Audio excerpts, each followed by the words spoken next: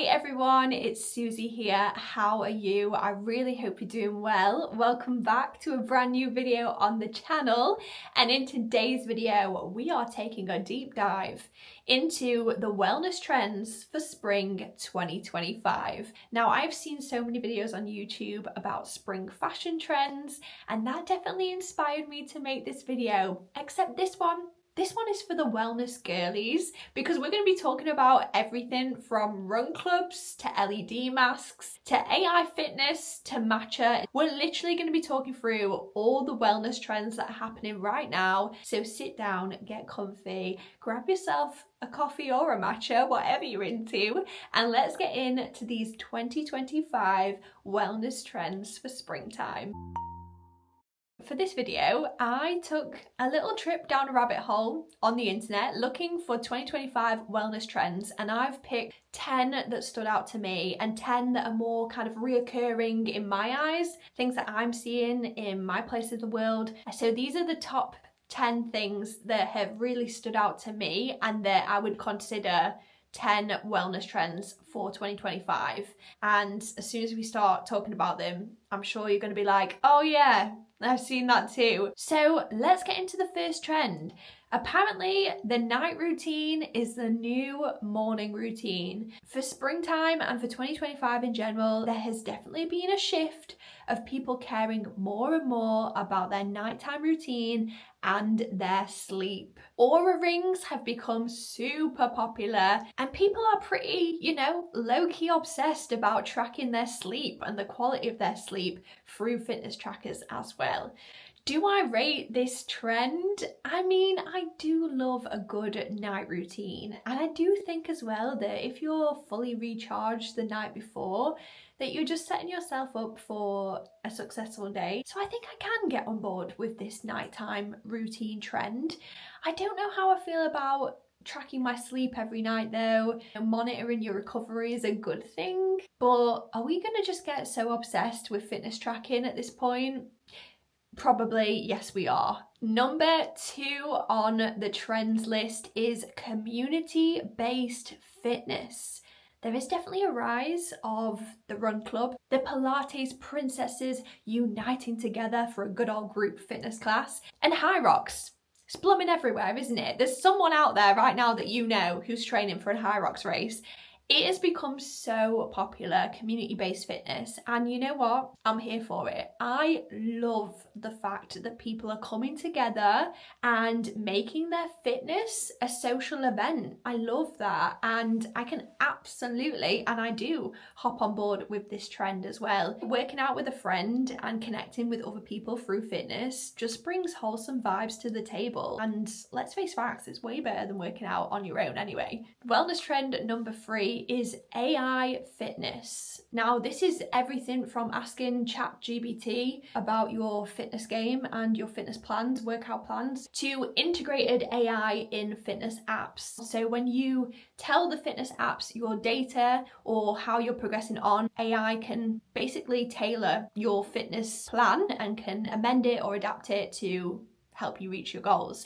AI fitness, what do I think about this? I feel like everyone asks ChatGPT for everything nowadays. Therapy, tips. So I feel like AI is a good starting place. Like, get some generic guidance. Maybe AI and ChatGPT, we have to remember they're not human beings, and can we rely on trustworthy information from that source? Is it tailored enough to the individual that much? Use it as a resource to get some sort of, starting base to what you need to know about your fitness. I guess take it with a pinch of salt and maybe seek specific guidance if you are requiring that on an individual basis to what you need from your fitness goals. Trend number 4 is magnesium and creatine supplements. Creatine seems to be everywhere this year.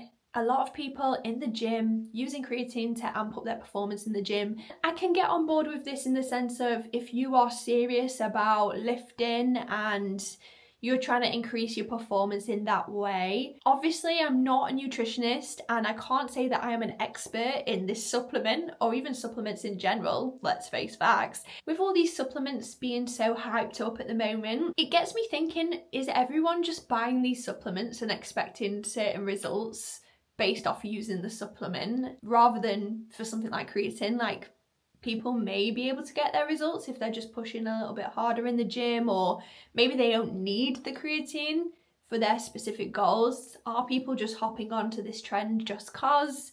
I can't really comment too much because I'm not a nutritionist, but I would love to hear your thoughts in the chat. Let me know. Magnesium, again, is good for recovery, sleep. If that helps for the individual, why not hop on board? Again, I would love to know your thoughts, how you're getting on if you're someone who regularly takes these supplements, but I can't say that I do, so I don't have an opinion on that one, unfortunately, but would love to hear your thoughts. The next trend we have to talk about is matcha is the new coffee. You all know how much I love my morning cup of coffee. You know what? I wouldn't say no to a matcha. I do quite like the taste of matcha. I think it's just become such a big trend at the moment because I feel like people get on so well with matcha because it doesn't give them that big crash that coffee does, and it leaves people as well less jittery. There's a lot of obviously antioxidants and benefits from drinking matcha green tea.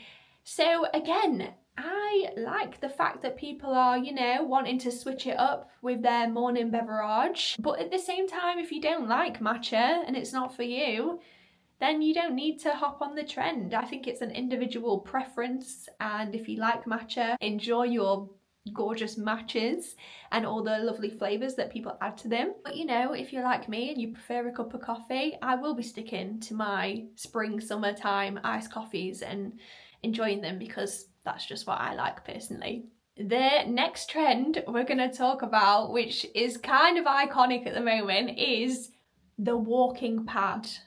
Yes, the walking pad. I am sure you've been on Instagram or TikTok and seen someone strutting around on their walking pad in their living room trying to get their 10,000 steps in for the day. And I just kind of love this trend because it's just giving very 2025, isn't it?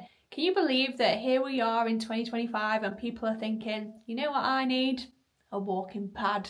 And literally people are walking in their living rooms, watching YouTube, watching movies, watching their favourite TV series. If it works and it brings you joy and you enjoy watching your TV series whilst having a nice little walk, then I love that for you. I can't say I own a walking pad. I do own a treadmill though, and I have on occasion put my iPad on with some YouTube on and walked away to a bit of YouTube. Like, I do get the hype. You're getting your steps in, you're moving your body all day, but you get to watch your favourite YouTubers and TV series. So you know what, I can hop on board with that. I just find that hilarious that people have got walking pads in their houses now, and that is such a popular thing at the moment. So very 2025 of us to have walking pads. Trend number 7 is the rise of the LED mask.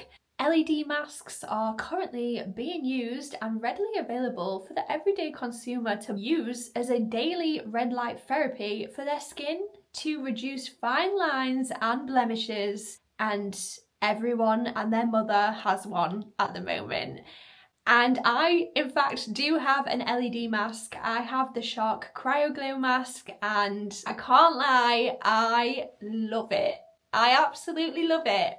And as well, after using it, you know, for a couple of months, I do see and notice the difference. Red light therapy, again, there's a lot of research backing it, that it does work. And a lot of people hype it up. So LED masks, I would say, if you care about your skincare game and you're in a season of life where you want to target areas of your skin like fine lines or blemishes, then I would definitely give red light therapy and an LED mask a go, because honestly, I've seen results from it and I rate this one. I fully rate this trend of an LED mask. Trend number 8 for our 2025 wellness trends for this spring is cycle syncing. Syncing your workouts with your menstrual cycle in order to regulate your energy levels and to feel good throughout your cycle. There's a lot of information on the internet about cycle syncing and how to cycle sync your workouts, high impact workouts, low impact workouts with your cycle and what stage you're in. I can say I've tried this. I just felt like for me as an individual, it didn't work. I think with cycle syncing, you're aligning your workouts with specific intensities that are going alongside your cycle.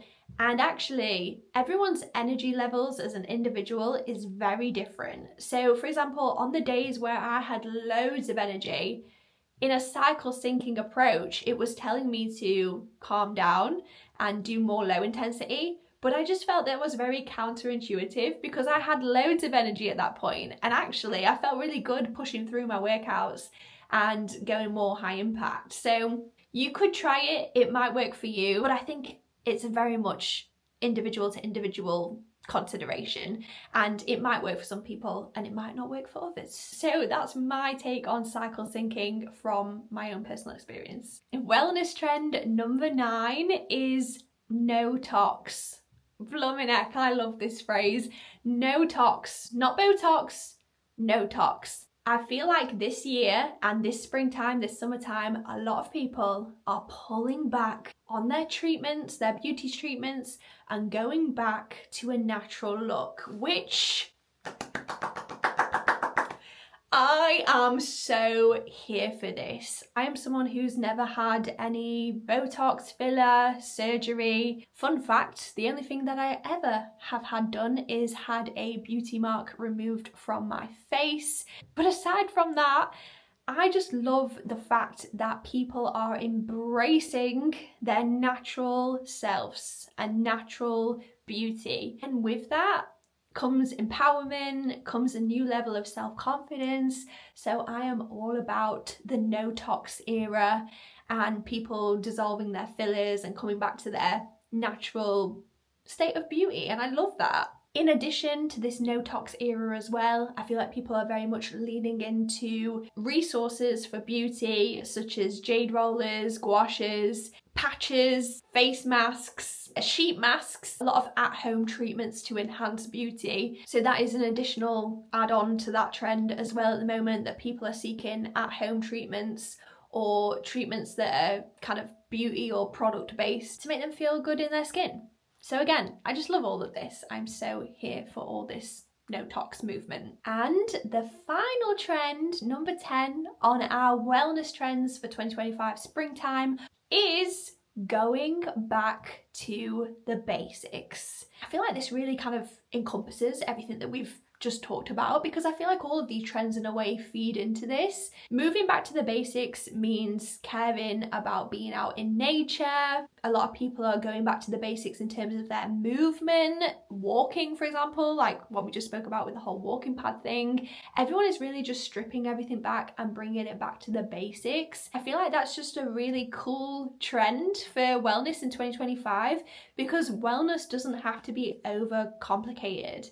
I guess wellness in my eyes is looking after your mind, your body and your spirit, and that can be so simple. Being out in nature, being out in the trees is so good for your mind and your mental health, and getting outdoors and being in the fresh air and vitamin D and walking and moving your body in that way. Moving back to basics, it just feels like wellness is becoming accessible for everyone and people are seeing it in a more simplistic form. So that is my countdown of 10 wellness trends that are taking over this spring in 2025. What out of this list are you loving at the moment? Is there anything I've missed that you're loving at the moment? Let me know your thoughts in the comments below. And of course, if you've enjoyed this video and you want to stick around for future content to come, you know what to do. Go ahead, press that subscribe button, and I will see you in the next video. Bye guys.